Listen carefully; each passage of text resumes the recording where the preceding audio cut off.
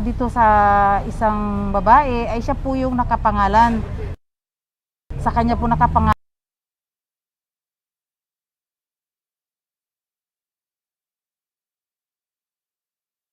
yung cargo na to.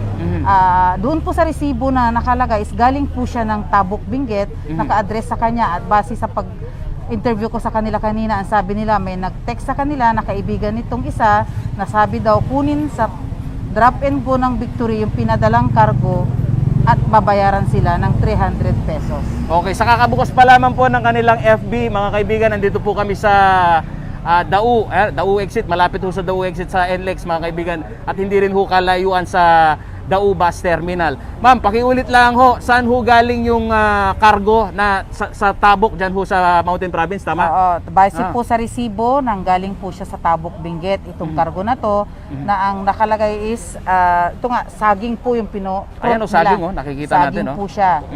Pero po doon sa loob ng sako, nakalagay po yung mga bricks of marijuana, which is 44 estimated more or less 44 kilos kasi 44 bricks po itong marijuana na to. Okay, malinaw po ba ma'am dito ho sa pangyayaring ito na nakikita ho ninyo ito pong mga kargamento hong ito, mga marijuana, dito lang ho sa Pampanga i-deliver, ikakalat o may target din ho na pati ho sa area ho ng NCR?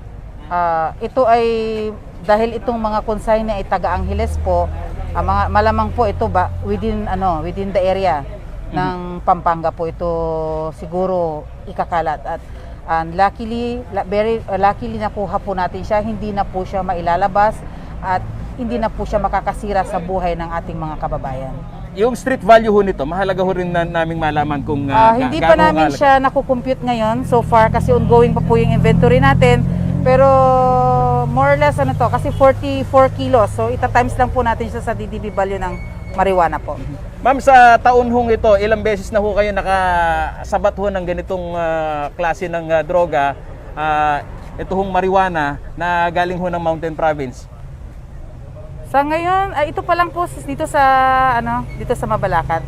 Ngayon pa lang po tayo nagkaroon ng ganitong nasabat natin itong mga ganitong cargo. Ayun, opo. Marami po salamat, Colonel Alifanyo. Ayan po, patuloy ho yung kanilang ginagawang dokumentasyon ho dito. At yun hong mga nahuling suspect, sisikapin din ho nating makapanayam ho sila. Bagamat kanina lang mga kaibigan, ito hong investigador na siya naman pong nagsagawa ng koordinasyon dito ho sa drop and go cargo. Ito ho'y may operasyon dito ho sa NCR, San Fernando, Balanga, Olongapo, Iba, Dau, Tarlac, Dagupan, Sison at Baguio City. At ngayon nga hong umaga, sa kakabukas po ng kanilang FB account mga kaibigan, ay ito hong nakikita ho ninyong saging. Ayan, nakikita ho ninyo. Yan ho daw ang unang aksidenteng nahulog. At may ilang piraso ho mga kaibigan ng bricks nito pong marijuana na ayan, nakikita ho natin. Sir, kung pahihintulutan nyo po kami, pwede ho ba naming malaman ang inyong panig dito ho sa pangyayaring ito? Tricycle. Ay, namamasada naman ho kayo. Okay, ay nyo. Nagkabulan po talaga na maka-special, ngayon po, ganyan pong nangyari. Okay. Hindi ko alam. Sila po ako. Okay. So, Nakapila lang po ako sa kanto. Ngayon, tumawag po ng trike. Siyempre, alisin mo yung trike po sa pila para maka-special ka, gano'n. Ako po, special. opo. Saan po ba kayo namamasada? Balibago po sa Mountain View. Ano po pangalan nila? Pelmar po. Elmar. Pelmar po. Felmar ano po? Elipasana po. Elipisano. Kahit magtanong po ako sa amin, wala po ako record. Okay. Ikaw po ba nagbubuhat at aksidenteng natapon yan? Ay, hindi po. Bali, siyempre, nagpatulong po sila nang ibuhat po papunta sa tricycle para alis. Maya-maya po, umano po sila na ganun po pala. Yung ano nila, wala po talaga akong alam talaga asin po. Okay. Sorry po. Kiniklaim ko lang po yan, ginising lang po nila ako. Sabi sa akin, i-claim mo yung sa akin, sabi sa akin. Opo. Ito ng 300, lang sa may victory line na. Ngayon, kiniklaim ko, komportable po ako kasi alam ko wala naman ganyan. Sir, Sige, tapos? komportable po ako na wala naman po ganyan. Kaya ganyan na pumayag po ako. Kahit din po siya jowa ko po, alam po niya. Saging lang po. Nagpatulong po ako kasi hindi ko lang po kayang buhatin yan. Okay, saging. Sako. Kanino ba nagaling yan? Eh, galing daw ng Mountain Province. Sino ba kakilala nyo sa... Hindi po. Pinakuha lang po sa akin. Sino yung nagpakawa sa inyo? Sino? Kay? Hindi nyo kilala? Sinabi na po namin yung ano pa. Pangalan? Okay. Eh, paano kinlim yun? Kamag-anak nyo ba yung naka-address niya? Kaibigan po. Kaibigan lang. Sabi niya po sa akin, i-claim mo yung ano yung pinadala ni tita Okay. na saging, ganyan-ganyan. Tapos sumakay po kami ng trek kasi dalawang sako nga daw po. Pagdating po namin dito, okay po, ganyan-ganyan, komportable po ako kasi hindi ko nga po alam. Ngayon, maya-maya nung tinignan na po yung ID ko tsaka yung lisensya ko, doon na sinabi na ganyan-ganyan. Binuksan po nila sa harap namin. Kaya nagulat po kami. Mhm. So, sinasabi ninyo na hindi nyo kilala at Kilala po. kilala ninyo yung nagpadala pero hindi nyo alam na marijuana ang ibibigay sa inyo. Okay, ano bang negosyo nyo? Bakit saging naman ang Pinaakuha lang po sa amin ng kaibigan niya. Sabi Okay. ganyan, kunin mo yung saging sa may Victory Liner, bigyan kitang 300. Sir, paano po wari po ako sa 300 pesos? Eh, yun nga po, alam ko saging lang, kaya tinulungan ko. for the record lang, Iha, anong pangalan mo? Liana po, Liana. Jasmine po. Liana Jasmine at saka ikaw, Iho. Magjowa kayo. So ito kinlaim nyo lang dito sa cargo station na hindi nyo sukat akalain na ito'y marijuana. Pero hindi ko nga po alam kung ano yung nakabote na yun eh. Mhm. Pero kayo ba involved sa illegal na droga? Meron ba kayo Wala record? po akong record, sir. Kasi kaka-18 ko lang po. Kaka-18 mo pa lang, Wala Iha. po akong record talaga. Okay, mga kaibigan. Ikaw naman, kuya. Ako, kahit ipagtanong po ako. Kilala nyo ho ba personal itong dalawa? Nakikita ko lang po sila, sinakit, tinawag lang po ako sa kanto. Tapos at saka po sumakay. Siyempre, naghabol po ako ng espesyal. Siyempre, pagkain po yun. Okay, tricycle driver si Opo, kuya. opo. Okay, sa Barangay Balibago. Inising Kahit, lang po ako para i-claim niya. ano po? Inising lang po kami para Kahit i-claim. itanong po ako kay Kapitan Mama po. Wala po ako record. Nakagising lang po namin. Tapos sabi po ninyo yung saging doon sa may So Victory Line. taga Barangay Balibago po kayo talaga. Angeles Ako po. Angeles. Ako po. Siya po balik.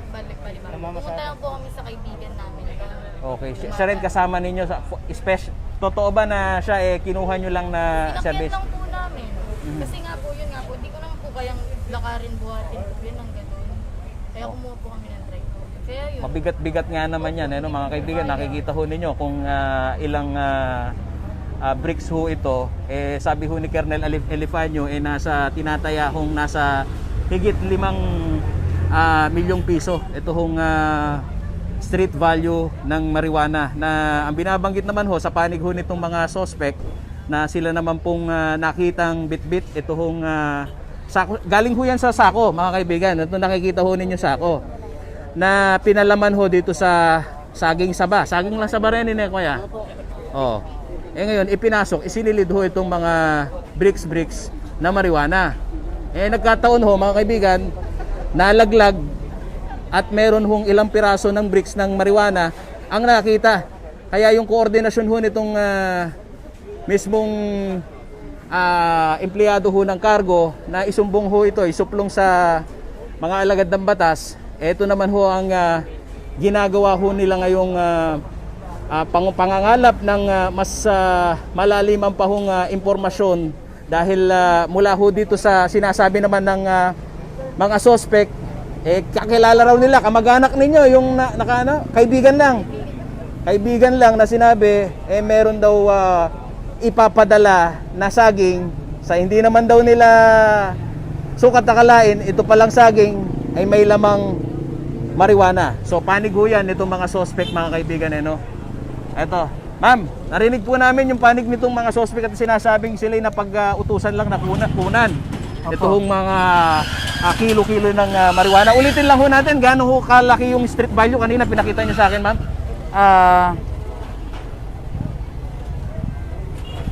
Mayroon pong 5.2 million. 5.2 million. Estimated value nitong mga marijuana na to. Ma'am, base ho dito ho sa statement nitong mga suspect, taga-utusan lang. Pagka ho ganong mga katwiran at sila ho nahuli ng ganitong kilo-kilo ng marijuana, yun ho ba'y lusot sa kanila? Tayo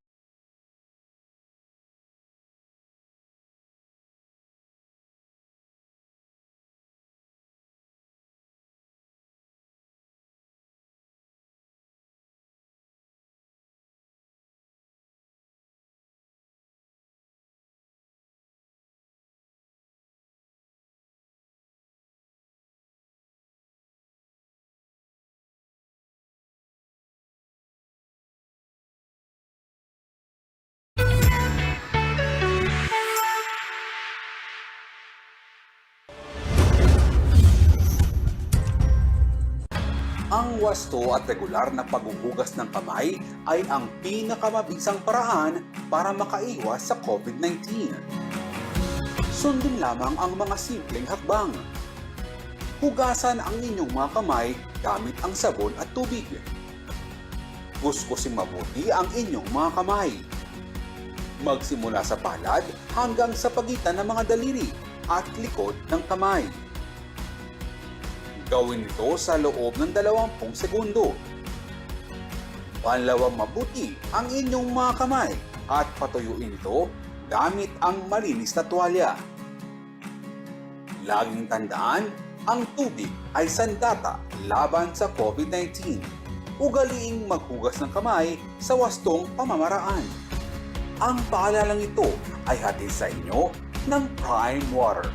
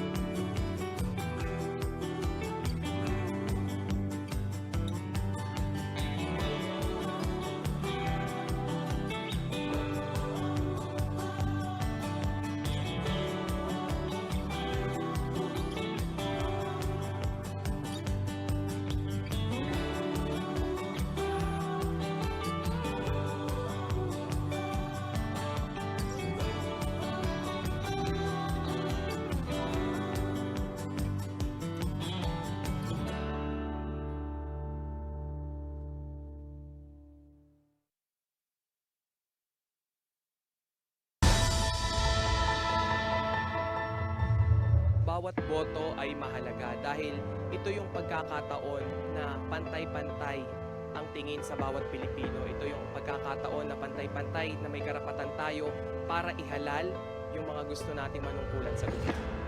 Ang hindi pagboto ay pagsasantabi ng isang karapatan para maihalal nga natin yung mga nararapat na maging opisyal ng gobyerno para makapili ng mga susunod na mga leader na mamumuno sa ating bansa na mayroong vision para maging maayos nga yung panunungkulan o yung isang administrasyon. Kung gusto niyo pong baguhin na yung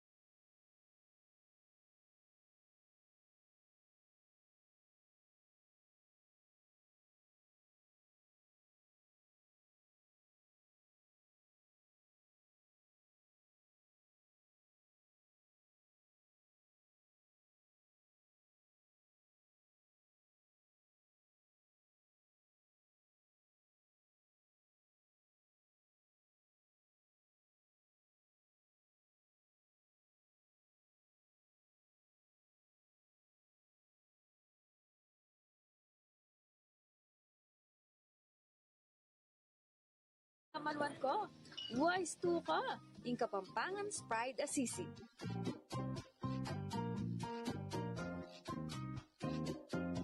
Inya pang banwang 1732 ag pangkyan diksyonaryo ng Kastilang Fraile Berganyo, kay nita de paaman ning sisigay buri ng sabihan is to snack on something sour. Anya namang bayo la pa may usureng yali-waliwang versions na nini, ing metong kareng sinikot, ing sizzling sisig ning Angeles. Ore ni resang kap bang kanita makapagluto ka namang sisling sisig, mantikilya, kalamundi, asin, vetchin, larang inanis, dildak kapaminta, ning nangate na ning manok, sibuyas, ampo pang ning nangaligang babi. Tataran ning babi sa kami gogo kayabe na ning nangate na ning manok. Bulos mo yung dakala sibuyas, kay bat pulisan may mantikilya inke kang sisling plate. Tsaka may bulusing sisig. May kakalimuan ni kalamunding ang pong laran O daramdaman mo na yung sasarit sa ting luluto mo.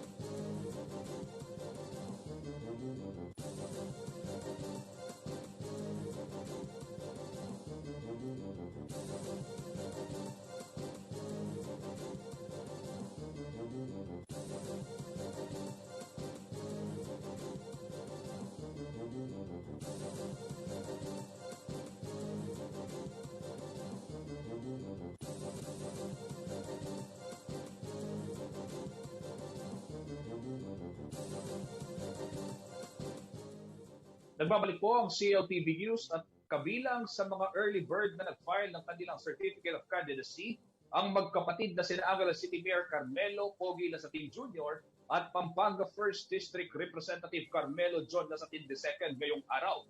Ang dalawang anak ng yumaong dating Mayor at Congressman Tarzan Lasatin parehong susubok para sa kanilang re-election sa 2022. Bukod sa kanila, naghain din ng kandidatura ang buong slate ng Team Lasatin sa lungsod ng Angeles. Narito ang detalye ng balitang yan. Matapos ang nakagawiang pagtutungo sa simbahan, dumiretso na sa pagpa-file ng kani-kanilang Certificate of Candidacy o COC ang magkapatid na sina Pampanga 1st District Representative Carmelo John Lasatin II at Angeles City Mayor Carmelo Pogi Lasatin Jr. para sa re-election bid sa 2022. Mula sa COMELEC office sa Angeles City kung saan naghain ng kandidatura si Mayor Pogi at ang kanyang katandem na si Vice Mayor Vicky Vega Kabigting, pati na ang kanilang buong slate para sa konsehal. Tumungo ang magkapatid na Lasatin kasama ang kanilang mga supporters sa provincial office ng COMELEC dito sa Pampanga Capitol Complex para sa filing ng COC ni Congressman John. Dahil limitado lamang ang bilang ng pinahihintulutan sa bisinidad ng COMELEC office, dito na pinaalalahanan ng kapulisan ang mga supporters ng grupo para maipatupad ang physical distancing. Hindi raw kasi nila dapat okupahan ang mga upuan sa labas ng tanggapan ng COMELEC dahil para lamang ito sa mga magpa-file ng COC. Ang magkapatid na Lasatin lamang ang nakapasok sa COMELEC office kasama si Pampanga Governor Dennis Pineda. Oo, nakita nyo naman, bali 3 lang silang pumasok dyan, no? Na yun yung talagang ano namin. Dito rin inaano namin, no, nililimit lang namin yung waiting area na to para lang po doon sa mga magfa-file ng COC, hindi yung supporters. Ayon kay Angeles City Vice Mayor re-electionist Vicky Vega Kabigting, kumpiyansa sa gobyernong Lasatin para ituloy ang nasimulang progreso sa lokal na pamahalaan. Ang dahilan kung bakit hindi naging mahirap para sa kanila na mabuo ang puwersang ibinabandera ang serbisyong may puso o ang Team Lasatin. Bitbit-anya nila ang mayorya ng konseho at ilang bagong mukha na kumakatawan sa kabataan. Siyempre po, una sa lahat, no, yung mga dating kasama din po ni Mayor, no, at ngayon ay kasama na po natin sa majority, na nakita naman po ni Mayor na sumuporta sa kanyang mga adhikain, mga kailangan po na legislation. So, tinignan po ni Mayor yon. At nakita rin po ni Mayor, kailangan may young blood, no, may mga kabataan naman, magre-represent sa kabataan. So, we have si Aaron Pineda, we have yung anak po ni Councilor Ponce, and of course, anak din po ni Barangay Captain Mamak. No? Estratehiya umano nila na bukod sa pag-angat ng kampanya sa social media, magiging maingat pa rin umano ang mga ito sa pangangampanya, partikular na sa pag-iikot sa kada barangay sa siyudad ng Angeles. We do not want to lose that personal touch. So we will do our best kung paano pa rin po yung iikot sa mga barangay, to meet with yung mga constituents natin. But always remembering po yung rules ng COMELEC and IATF.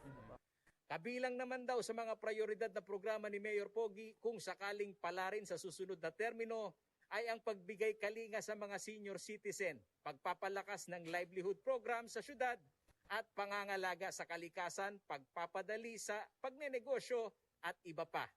Totohanan ang mga chismis na ikinakalat ng ilang mga taong hindi pabor sa aking administrasyon na gagawin daw natin pribado ang Pampang public market. Kaya po lahat ng 28 sub-health centers at 6 na rural health units ay aayusin upang gawin moderno. Samahan niyo po kami. Samahan po ninyo kaming lahat. Bida naman ni Pampanga 1st District Representative John Lasatin ang mga proyektong pang-infrastruktura na unti-unti na umanong umuusbong sa kanyang distrito at kanya-anyang tinindigan sa Kongreso na masasabing landmark legislation na kontribusyon hindi lamang sa kanyang mga kadistrito kundi sa bansa ay ang di umano'y partisipasyon sa Free Education Bill. Masasabi natin na naging bahagi tayo sa pagbibigay ng free education, lalo sa mga SUC sa state colleges. Marami talagang nakinabang kasi sa prioridad natin makapagbigay ng magandang edukasyon. Nanonood ho sa CLTV News. Ano ho yung isa ho sa mapagmamalaki ninyo na during pandemic kayo po ay umakto bilang representante ho ng 1st District? Unang-una, hindi tayo nagpabaya sa mga lahat ng binaba natin proyekto, so tuloy-tuloy tayo sa mga ginawa natin programa. Pangalawa ay pagbibigay pa rin natin ng libreng gamot sa lahat ng nangangailangan. Lagi silang bukas ang aming opisina mula pa ng pandemic hanggang sa ngayon. Sa lineup ng Team Puso o Team Lasatin, isa sa mga bagong muka ay ang anak o junior ni Balibago Barangay Captain Rodelio Todney Mamak. Hindi umano siya bago sa public service dahil matagal ng barangay administrator siya sa Balibago na isa sa barangay sa Angeles na may malaking voting population. So in terms of figures, napakalaking bagay. And I know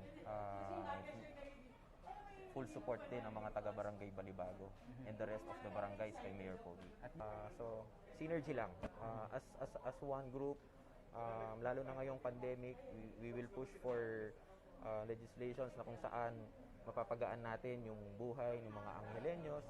At the same time, mabibigyan sila ng opportunity na makapag-recover ulit economically speaking. Ayon kay Governor Dennis Delta Pineda, hindi lamang daw ang pagkakaibigan ang dahilan ng kanyang pagsuporta sa mga Lasatin, kundi na rin ang paniniwala sa serbisyo ng mga ito sa kanilang nasasakupan. Yung isang kandidato, hindi lang sa pamilya namin na magdadala niya. Nasa performance po ng kandidato yan. Hindi po yung dahil isang partido kami, yun ho ang magdadala. Hindi po. Number one is yung performance pa rin ng tao. If you think na maganda ginawa mo, nakapagserbisyo ka, wala naman hong perfecto eh. Importante nandoon ka, nakapagserbisyo ka. So, tao pa rin ang magdidesisyon bandang huli kung karapat dapat ka hindi. Paolo G. Santos, CLTV News.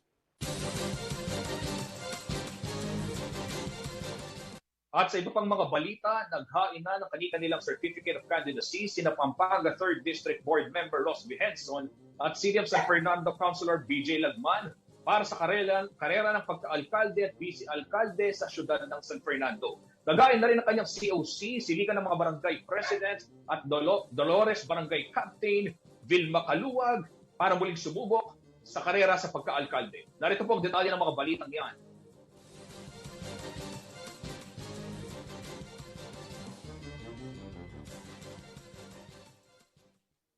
Dumalo muna sa isang misa sa Metropolitan Cathedral of City of San Fernando sina Pampanga 3rd District Board Member Ross Vihenson at City of San Fernando Councilor BJ Lagman bago tuluyang naghain ng kanilang Certificate of Candidacy sa COMELEC office ng syudad. Sa pagtatapos ng termino ni Henson bilang board member, nagdesisyon siyang tumakbo sa pagkaalkalde ng kabisera ng Pampanga. Bahagi raw ng kanyang priority programs ay ang pagpapalakas ng sektor ng edukasyon, kalusugan at transportasyon. Tututukan niya rin umano ang sektor ng pamumuhunan sa lungsod lalo na't malaking dagok ang naging hatid ng pandemya sa mga negosyo at establishmento. Create a business climate that is conducive for investment and capitalists to go to San Fernando. At the same time, provide the basic social services needed by our people. Habang si CSFP 3-term councilor at vice mayoral aspirant BJ Lagman nais umanong ipagpatuloy ang pagpapatibay sa mga batas ng syudad para sa mga senior citizen at persons with disabilities at maging ang environmental protection. We will continue to push for the continuity of what programs and mga proyekto na naumpisahan ng syudad at itutuloy natin together, of course, with our mayor. Kabilang sa kanilang sangguniang panlungsod lineup ay sina incumbent City Councilor Dane Henson, Attorney Rolly Macalino, Engineer Brents Gonzales, San Nicolas Barangay Captain Rosemary Kalimlim, June Ong, Donnie Saire, Engineer Regis Evaristo at dating Councilor Ato Agustin. Ang slate ni Henson ay tatakbo sa ilalim ng local political party na Kambila na pinamumunuan ni Pampanga Vice Governor Lilia Pineda. Rainiel Pawid, CLTV News.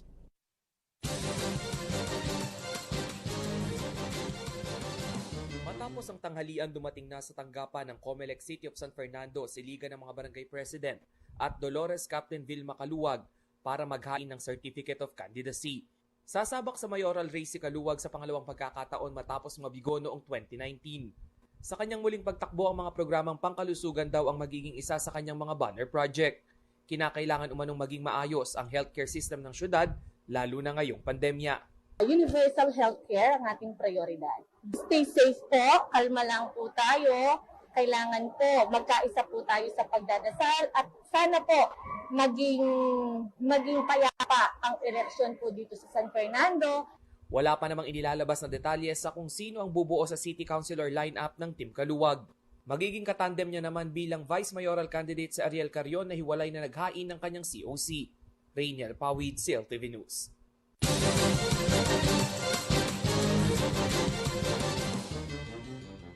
Sa pagbabalik ng CLTV News, pagtataas ng qualification age ng statutory rape sa edad na 16, paraan daw para mapigilan ang teenage pregnancy. At Department of Trade and Industry Central Luzon nagpaalala sa publiko na maging maingat sa pagbili ng mga produkto online. Manatiling nakatutok at magbabalik ang CLTV News.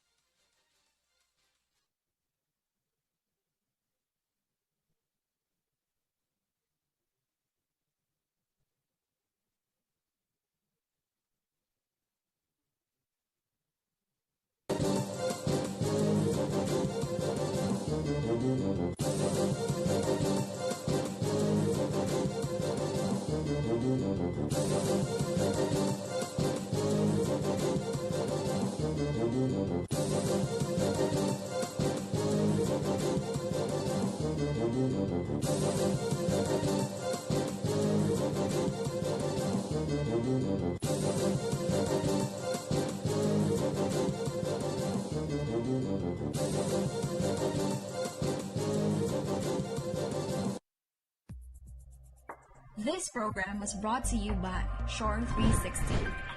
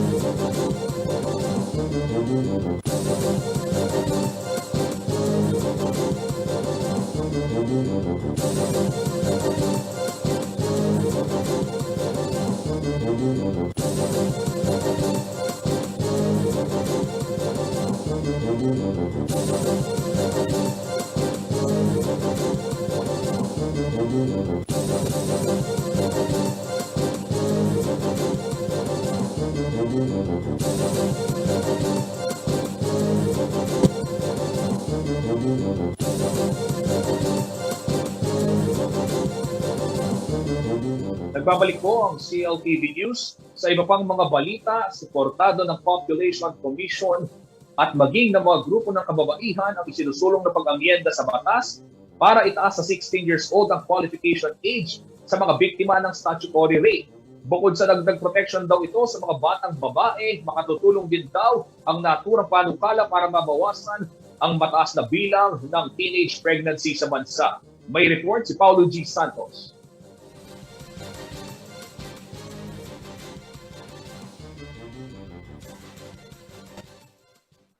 15 anyos si Emma, hindi niya tunay na pangalan nang unang makisama sa lalaking mas matanda sa kanya ng 10 taon sa Butuan City bago pa mamasukan ng kasambahay dito sa Pampanga. Ang tuksuhan sa pag-ibig na animoy laro, hindi umano sukat akalain na hahantong sa pag-aasawa. Parang bibilab lang yun kasi bata pa eh. Parang wala pa masyadong sa isip. Malaki raw ang impluwensya ng mga napapanood sa telebisyon at sa social media, kaya nasubukan niyang gawin ang pakikipagtalik. Una rin kayo na ako ng mga TV. Siyempre nung pag-shipping namin, siyempre natatakot na rin ako na mabubuntis. Mabubuntis ako, kaya ayun, sumama ako, nag-live-in kami. Sa edad na 15, nabuntis si Emma. At sa higit 5 taon nilang pagsasama, nagkaroon sila ng 4 na anak. Ngunit kalaunan, dahil sa kahirapan, nagkahiwalay din umano sila. Kaya napilitan itong mamasukan sa Maynila. Meron din akong pagsisisi kasi siyempre hindi ko natutupad yung mga pangarap ko. Pero wala na rin ako magagawa kaya nandyan na yung mga anak ko eh. Ano pang maanuhan ko. Pero noon, nagsisisi kasi siyempre, hirap ng panahon ngayon eh. Hindi na raw bago para sa National Population Commission o PAPCOM ang kwento ni Emma. Gaya niya, maraming minor de edad na babae ang nakapag-asawa ng mas matanda ng halos 5 hanggang 10 taon sa kanila. Ayon kay PAPCOM Regional Director Odette Nacionales, lumalabas sa kanilang datos na nagiging vulnerable ang mga kababaihan sa senaryo ng corruption of minors o ang asunto na statutory rape. Datos noong 2018, tiningnan po yung mga datos na yan. At nakita na yung kapartner nung babae na nanganak, bata na nanganak ay 64% po doon sa nanganak ay At ang tatay po ay 20 years old pataas at meron pa pong umabot hanggang sa 70 years old. Sa datos ng Philippine Statistics Authority, 7 sanggol kada araw ang ipinapanganak ng mga nasa age bracket na 10 to 14 years old. Ay PSA result, nakita na 7 sa isang araw ipinapanganak ng isang bata na ang 10 to 14. 10 to 14 yun. 7 births per day. Ayon sa PAPCOM, pangalawa ang Central Luzon sa mga rehiyon sa may pinakamataas na kaso ng teenage pregnancy sa bansa. Meron po tayong 20,974. From 10 to 19 years old po ito. 20,974 as per the PSA 2019 result. Sa Region 3 po yun. Sa buong Pilipinas po ay mayroong 180,916 na ipinanganak noong 2019 ang mga 10 to 19 years old. Dahil daw dito, suportado ng PAPCOM ang isinusulong na pag-amyenda sa batas para itaas ng 16 years old ang edad ng biktima para ma-qualify bilang statutory rape. Ang umiiral na probinsyon sa kasalukuyan na 12 years old ay 1930s pa umano na isa batas. Makakatulong po. It will aid us more. It will magkakatulong-tulungan po ang polisiya, ang mga programa at lahat po tayo para ma-resolve po itong teen pregnancy at ma-declare ng rape yung mga any sexual activity na ginawa ng isang lalaki na mas matanda ng more than 3 years sa isang babae na below 16 years old. So parang ganun pa lang po yung essence na yan. At kami po sa PAPCOM, we are actively advocating and we are really working hard to develop a national comprehensive plan, a whole of nation approach po tayo. Samantala, sa pananaw ni Jean Enriquez, Executive Director ng Coalition Against Trafficking in Women, Asia Pacific, landmark legislation umano ito sa dalawang kapulungan ng Kongreso dahil nakakaalarma ang issue ng teenage pregnancy sa bansa. One of the landmark legislation in itself, yun nga, it's a victory already that will be passed. Yes, ma'am. And ayun, gusto ko lang itikit na yun nga, yung teenage pregnancy, PAPCOM as mentioned, is very much related to violence against, sexual violence against girls. Nitong Lunes, September 27, nasa pinal na ang ikatlong pagdinig ang Senate Bill number 2332 o ang an act increasing the age of determining statutory rape and other acts sexual abuse and exploitation to protect children, which seeks to amend the revised penal code. Bagamat dadaan pa ito sa bicameral conference ng dalawang kapulungan, inaasahan itong maipapasa bago matapos ang taon. Paulo G. Santos, CLTV News.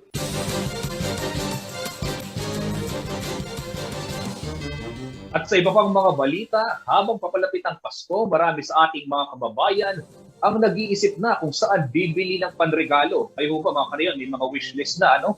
At dahil patuloy pa rin ang banta ng COVID-19, mas gusto ng iba na mamili na lamang online. Pero paalala ng Department of Trade and Industry, maging maingat sa tuwing makikipagtransaksyon sa internet para makaiwas sa mga manloloko. May report si Jennifer Salenga.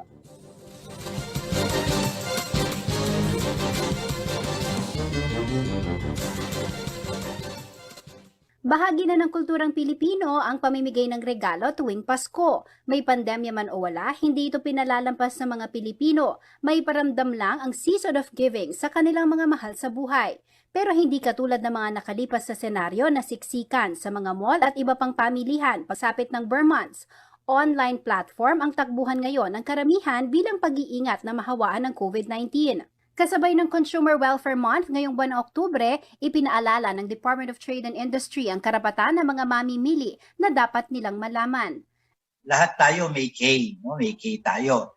May karapatan tayo. Unang-una, may karapatan tayo sa basic needs, no? Sa mga pangunahing pangangailangan, dapat mapagbigyan yan. Pangalawa, yung nangit ko kanina, kailangan may karapatan tayo sa tamang impormasyon. Right to information. Para bumili ka, tama yung decision mo sa pagbili, dapat tama rin yung impormasyon. Karapatan nga naman yan ng ating mga mamimili na meron siyang impormasyon, whether that is physical o kaya kahit sa online, lalo na sa online. No? At dahil bahagi na ng new normal ang digital consumerism, importante na maging mapanuri at matilinong digital consumer. Upang makaiwas sa mga fly-by-night pagdating sa online shopping, nagbahagi ng mga mahalagang tips ang DTI upang hindi mauwi sa wala ang inyong pinaghirapang pera. Una, huwag daw basta magpadala sa mga promotion online na halos pamigay na ang presyo. Tingnan po natin. Lagi namin sinasabi, if it's too good to be true, it's not. No? Yung unang-una, pag masyado ang promotion na talagang halos bentahin-bentahin na sa'yo, it's not a good business practice to lose money. Kaya ang suggestion natin, mas maging maingat kapag masyadong maraming pinapangako. Mahalagang tiyakin kung may lock icon sa address bar ang website dahil ito ang nagbibigay proteksyon sa mga sensitibong impormasyon gaya ng credit card number, address at password. Dapat nagsisimula sa HTTPS ang URL ng isang website. Kailangan po yung ating bubukas pa lang ng websites, mga secured sites, no, para hindi tayo makuhanan ng personal information, no, na pwedeng gamitin ng mga manloloko. Sa pagpili ng online seller, tignan ang mga mahalagang impormasyon gaya ng physical address at contact number. Kung maaari, hingi ng mga dokumentong nagpapatunay na rehistrado ang isang online shop para magbenta. Kabilang dito ang DTI registration o business permit. Maaari ding beripikahin sa website ng DTI ang mga DTI permit number. Meron siyang physical address, registered po siya, at may paraan, no, para balikan siya o balikan kanya. Meron siyang pwedeng telephone number, may physical address, may proof of registration. Pwede rin pong inyong i-check yung feedback, no, ng mga dati nang bumili sa kanya. Huwag din daw basta magbigay ng mga mahalagang impormasyon, lalo na kung hindi naman kailangan, tulad ng mga bank information. Sa mga nagbebenta naman sa social media, maiging basahin ng mga review na ibinabahagi ng ibang mamimili. Hanggat maaari ay cash on delivery ang piliin ng paraan ng pagbayad. Kung kayo'y makaranas ng panloloko online man o offline, idulog daw ito kaagad sa tanggapan ng DTI upang matugunan at mabigyan ng aksyon. Kung yan po ay panloloko, parang under the cybercrime law, i-forward na po natin yan, no, sa ating NBI or PNP. No?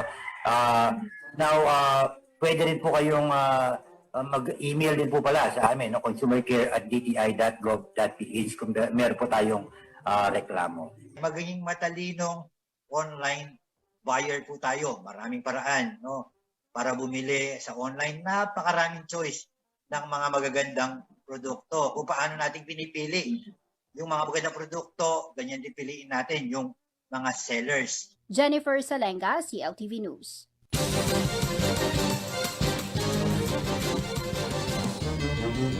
Rehiyon, sa puntong ito, alamin naman natin ang magiging lagay ng panahon bukas mula kay Ginoong Manny Esguerra, ang Chief Weather Forecaster ng Pag-asa Clark.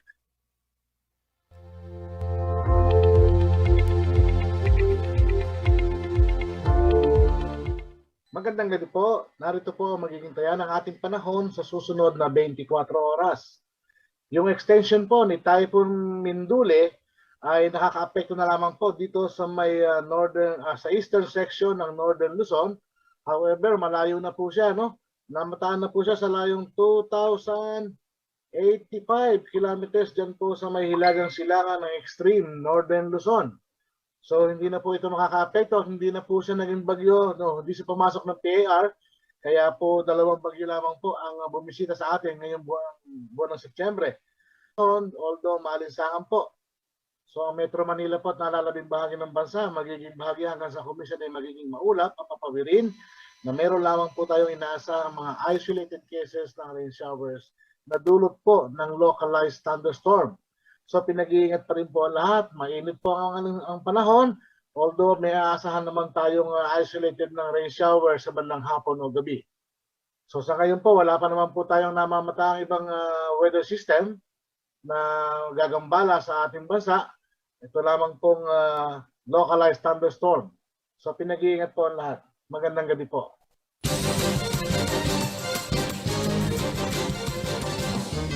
At yan ang mga balitang nakalap ng CLTV News ngayong araw. Para sa karagdagang detalye, maaari niyo pong i-follow ang aming mga social media pages at CLTV36 Official and at CLTV36 News sa Facebook at sa Twitter naman at CLTV36 at sa Instagram at CLTV36 Official. Kung nais po ninyong balikan ng mga programa ng CLTV, pwede ninyong bisitahin ang aming YouTube channel at CLTV36 Official at maging ang aming website www.cltv36.tv. Mapapanood din po ang programa ng CLTV nationwide via Signal Channel 115 at sa ating 39 cable partners dito sa Central Luzon. Kasama po ang buong pwersa ng CLTV News and Current Affairs at sa ngalan po ni Binibining Sonia P. Soto, ako po si Justin Dizon, Karehiyon, 85 days na lamang po at Pasko na.